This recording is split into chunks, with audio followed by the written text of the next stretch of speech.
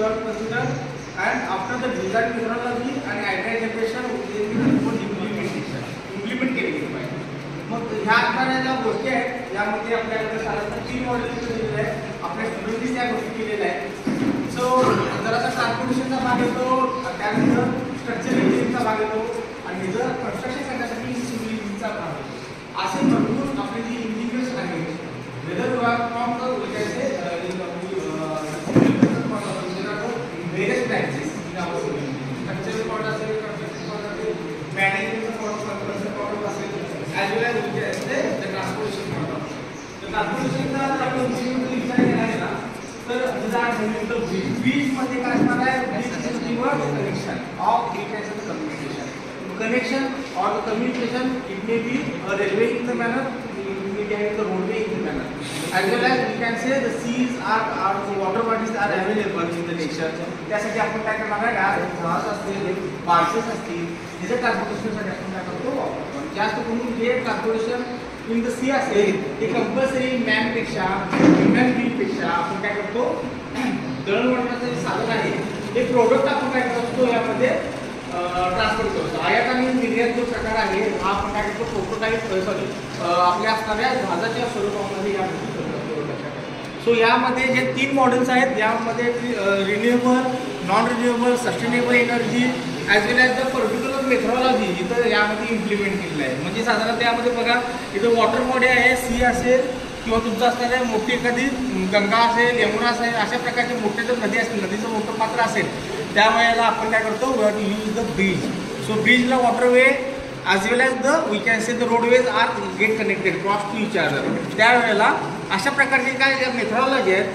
नुसतं ब्रिज आहे आपण यूज करतो, abutment are there, piers are there आणि त्यानंतर आपण काय करतो त्यावरती ब्रिज आपण कन्स्ट्रक्शन करतो आपल्या असताना कम्युनिकेशन करतो पर्पजसाठी. पण वॉटर बॉडीज तिथं असतील त्यामध्ये दळणवळण जर असेल आपल्या असणाऱ्या वॉटर बॉडीजमधलं जे कम्युनिकेशन असतील by using we can say the barges, जहाज जे म्हणतो आपण, त्यासाठी जर करायचं असेल तर having one type of the prototype available.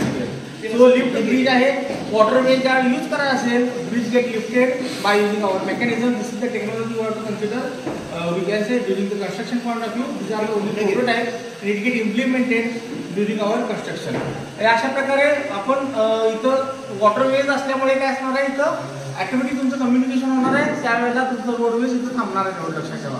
आणि त्या पद्धतीनं जसं रोडवेज तुमची डेन्सिटी असेल ट्रान्सपोर्टेशनला त्या पद्धतीनं वॉटरवेज ही बॉडी आहे खाली गेल्यानंतर तुम्ही you can use effectively the communication bye using that roadways. हे असे मॉडेल्स इथं तुमच्या असणाऱ्या विद्यार्थ्यांच्याकडूनच करून घेतलेलं आहे. आणि तशा प्रकारचं अजून काय जोडून ठेव आपण. So this is one of that bridge can use for the both वे.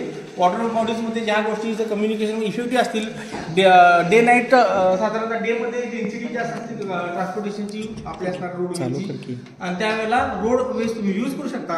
आणि ज्यावेळेला तुमचा काय असणार आहे, जर ऑफ थोडक्यामध्ये असेल रोडमध्ये डेन्सिटी सकाळी कमी असते, संध्याकाळी कमी असते, रात्रीची कमी असते, त्यावेळेला तुम्ही काय करू शकता, you can use the transportation bye using that water bodies in the form of the barges. त्यासाठी असं ब्रिज पण टेक्नॉलॉजी वापरलेली आहे. या गोष्टी जरी ऑलरेडी आपल्या असणाऱ्या करिक्युलममध्ये असतील, so for the better understanding we have to use such type of prototype. अशा प्रकारचे प्रोटोटाईपमुळे तुम्हाला कळू शकतं. आणि ह्या गोष्टी आपण IIScच्या अंतर का घेत असतो, हे इनोव्हेशन थिंग्स करायला पाहिजे. पुढे जाऊन ह्या गोष्टी तुम्हाला वापरायच्या आहेत आणि ह्या गोष्टीचा अवेअरनेस असल्यानंतरच तुम्ही या गोष्टी सहजरित्या in the form of management, in the form of structure engineering, in the form of construction technology या पद्धतीने ह्या गोष्टी तुम्हाला वापरायच्या, यूज करायच्या, युटिलाइज करायच्या. त्यासाठी आपण ह्या गोष्टी एखाद्या वर्कशॉपच्या अनुसरून त्या गोष्टी आपण घेत आहे. सो अजून काय आहे की sustainable energy natural created not will get destroy. Already माहीत असेल, पण it get categorize in the renewable as well as non renewable energy. जी एनर्जी पूर्णपणे एकदा वापरल्यानंतर संपुष्टात येते, it is consider under that non renewable energy. आणि जी एनर्जी ही सारखी सारखं वापरता येते, अनलिमिटेड मॅनर असेल, सोलर असेल, विंड असेल, अशा प्रकारचे असेल, it is called the renewable energy. तर यामध्ये रिन्युएबल इज नॉन रिन्युएबल आहे, पण यामध्ये टेक्नॉलॉजी यूज केलेली आहे की इथं आपण काय करतो यूज करतो ज्या वेळेला कम्युनिकेशन यूज करतो by using that we can see the road transportation.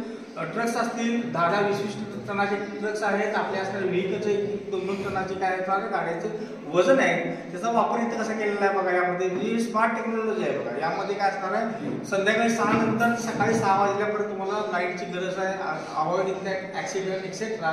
त्यासाठी आम्ही सगळ्या गोष्टी तुम्हाला माहिती आहे without light we can do anything. त्यासाठी आपल्याला काय जसं इथनं व्हेकल पास होणार आहे तसंच काय नाही the energy get converted the weight get we can say the press and it gets stored into the we can say in the form of batteries, and battery get charged with respect to that road communication by the vehicle get the transport from one point to another point. आणि त्यावेळेला ज्यावेळेला इथं charge होतं, charge केल्यानंतर यामध्ये battery gate charge आणि त्यानंतर we can able to easily such type of energy in the night we can say time.